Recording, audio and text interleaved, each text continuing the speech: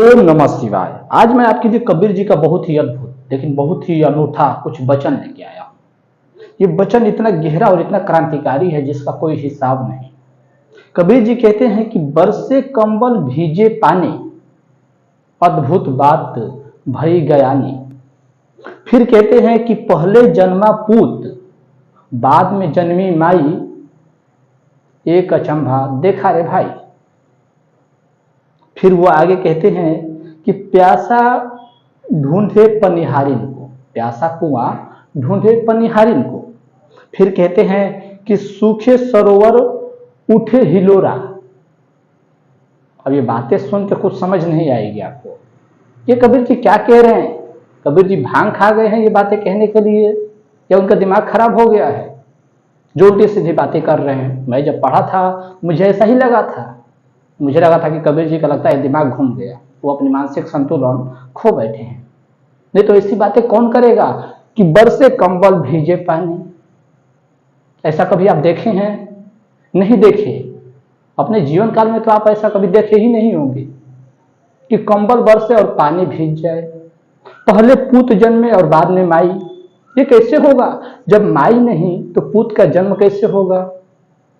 हमारी जो गणित है वो बिल्कुल साफ एकदम सीधी है, तीर की तरह, कहीं कोई त्रुटि नहीं है। जब मैं पढ़ रहा था कबीर जी के इन वचनों को, मुझे अंदर से समझ ही नहीं आ रहा था कि कहीं मैं ही गलत पढ़ रहा हूं कि कबीर जी बोध ही गलत दिए हैं। लेकिन बाद में मुझे समझ आया कि ना तो मेरे पढ़ने में गलती थी और ना ही कबीर जी के बोलने में गलती थी, गलती मेरे समझ में थी।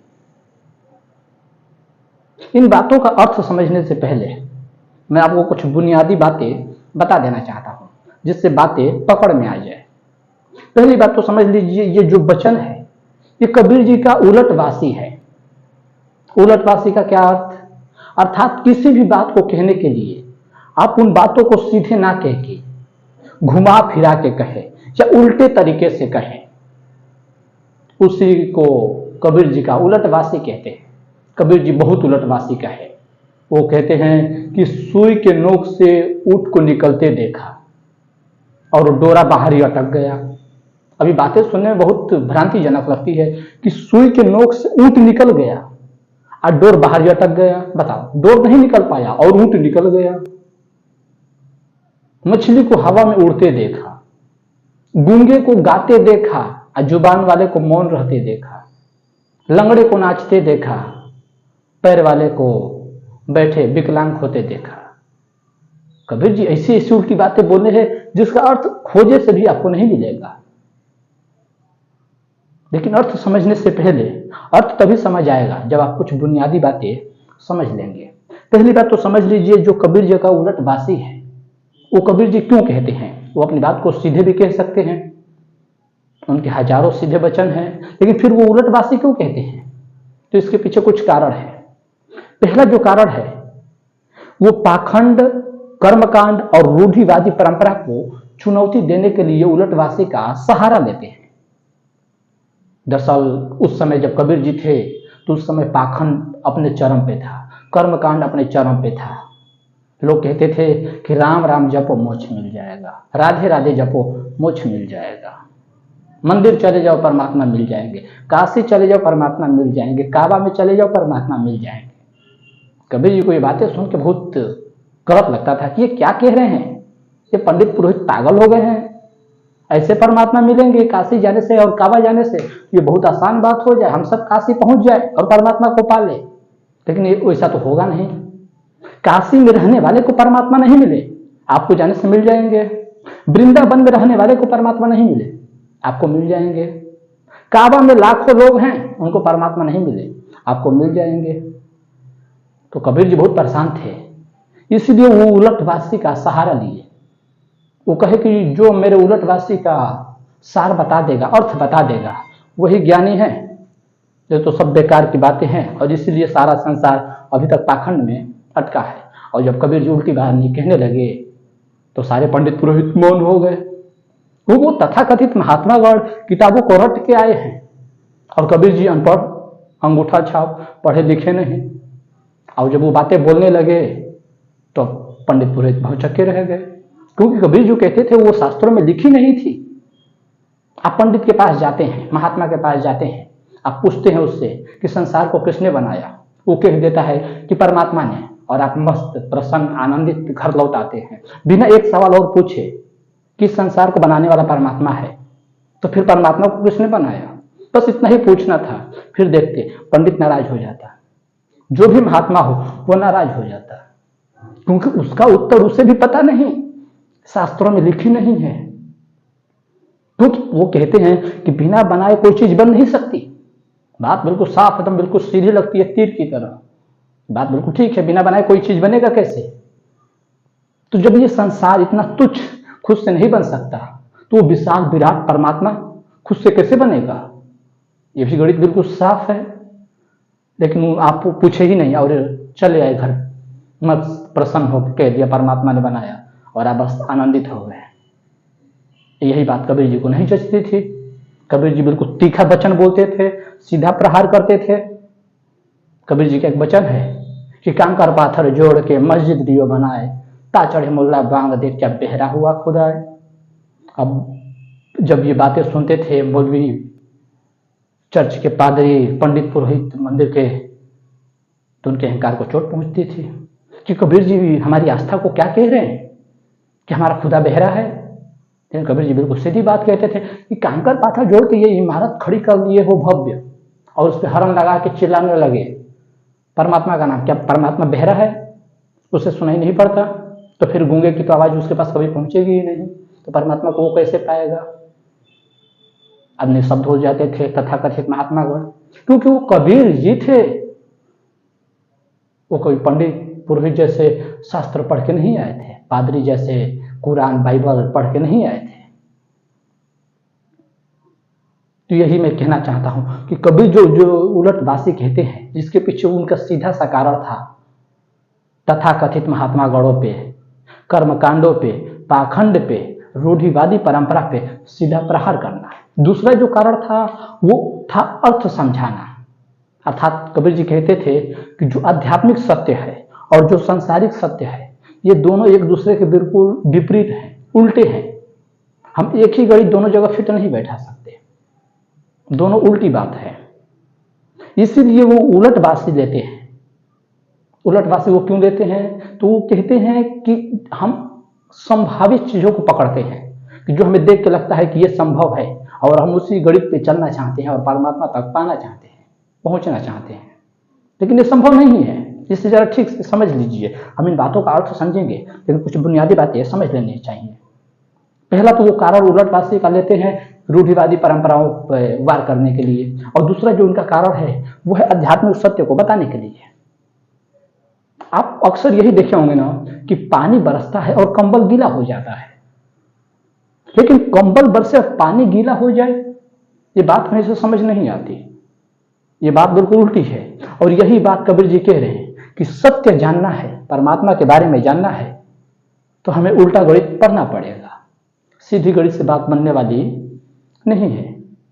इसलिए कबीर जी उल्टी वाणी लेते हैं। वो कहते हैं कि जो तुम संभव समझते हो कि पानी से हर चीज गीला होगा, उसे छोड़ना पड़ेगा।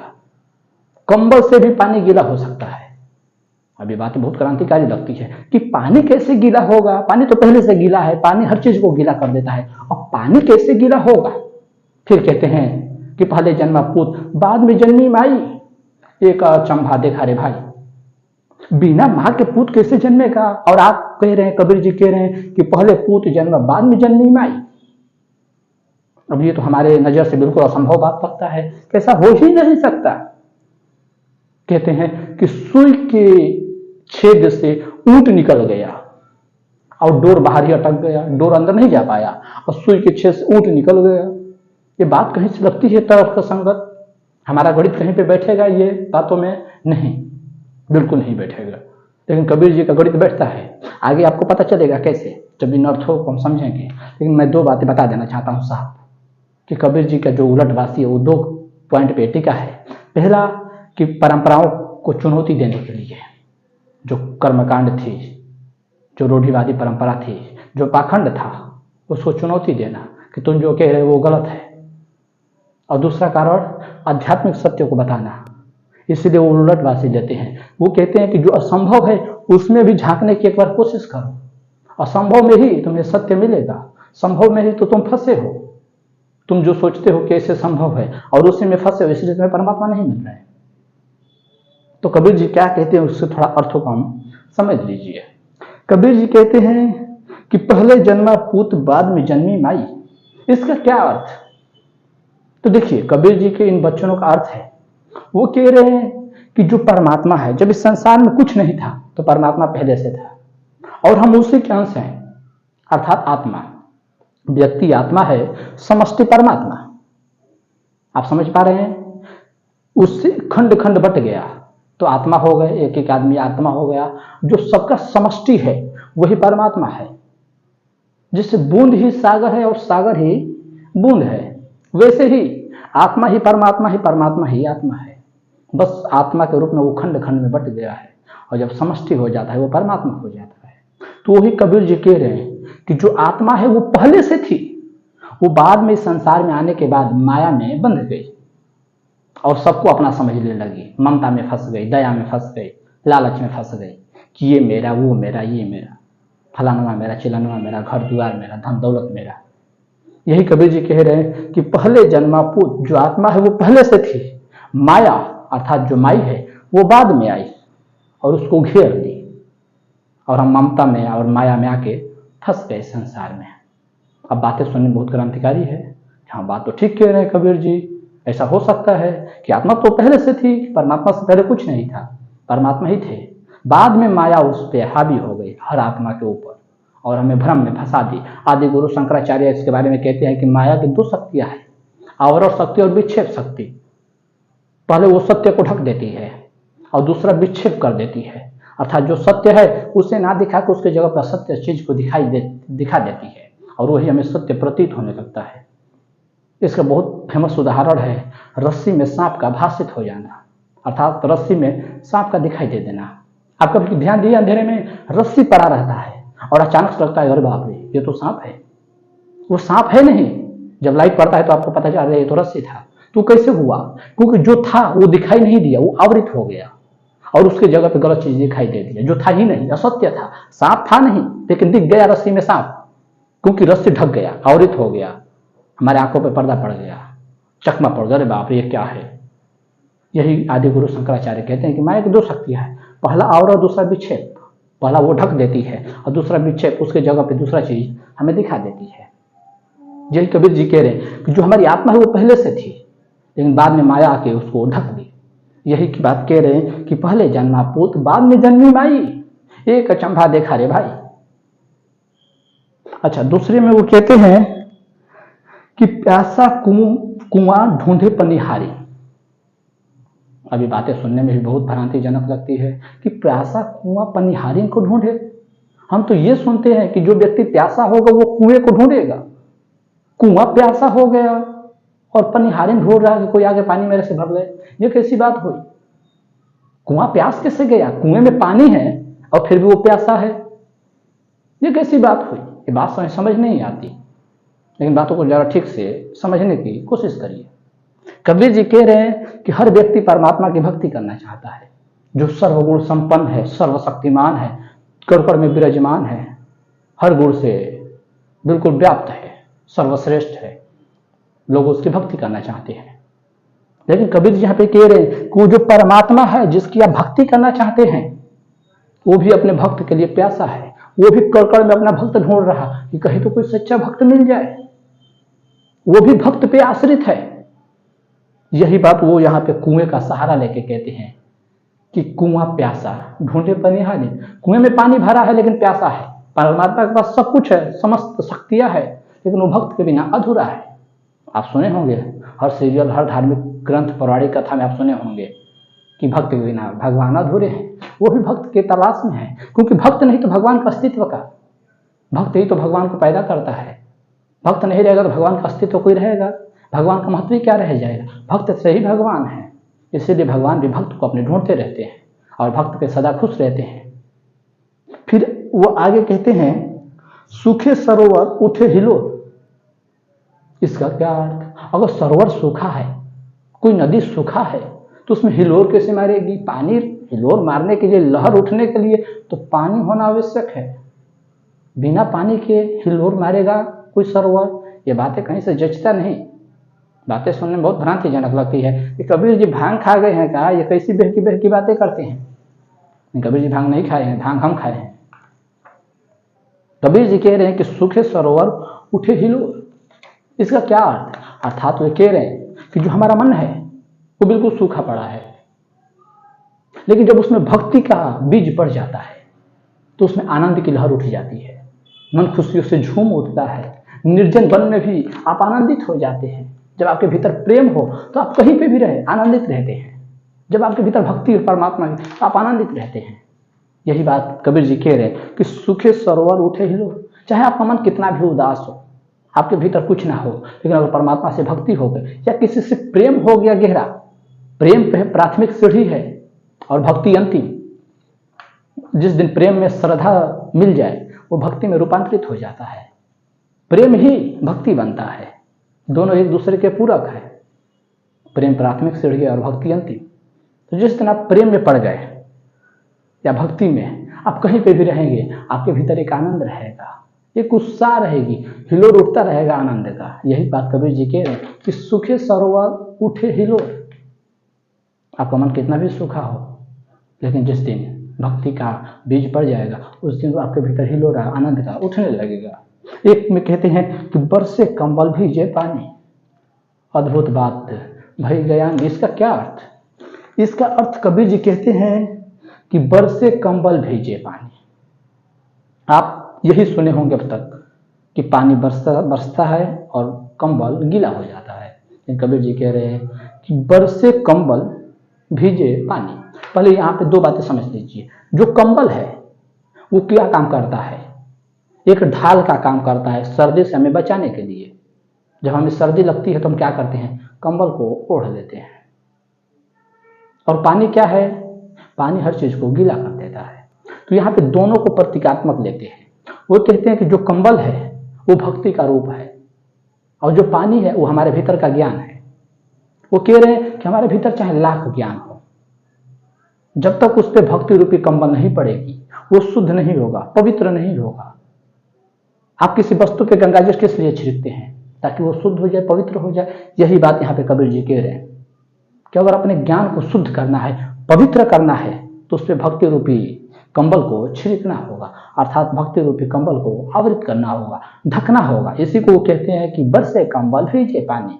ज्ञान रूपी जो पानी है वो तभी शुद्ध होगा जब भक्ति रूपी कंबल उस पर पड़ जाएगी। तो उम्मीद है कि आप समझ पाए होंगे। आज के लिए बस इतना ही। मैं थक गया हूँ, आप देख सकते हैं मैं पसीना पसीना हूँ। गर्मी बहुत है, पंखा नहीं चला सकता, आवाज आने लगेगी, बहुत समस्या है। समय की भी सीमा है, मुझे खाने बनाने हैं, बहुत सारे काम है, ड्यूटी के लिए निकलना है, लेकिन करूँ भी तो क्या करूँ, मजबूरी है। तो उम्मीद है कि आप समझ पाए होंगे। अगर आपके मन में कोई सवाल रह जाए या मेरे कहने में कोई त्रुटियां रही हो या कहीं कोई कमियां रही हो तो मैं उसके लिए क्षमा चाहता हूँ। अंतिम रूप में आपसे यही कहना चाहूँगा कि आप मेरी बातों को इतने ध्यानपूर्वक सुने, उसके लिए आप सभी का बहुत बहुत शुक्रिया। ओम नमः शिवाय।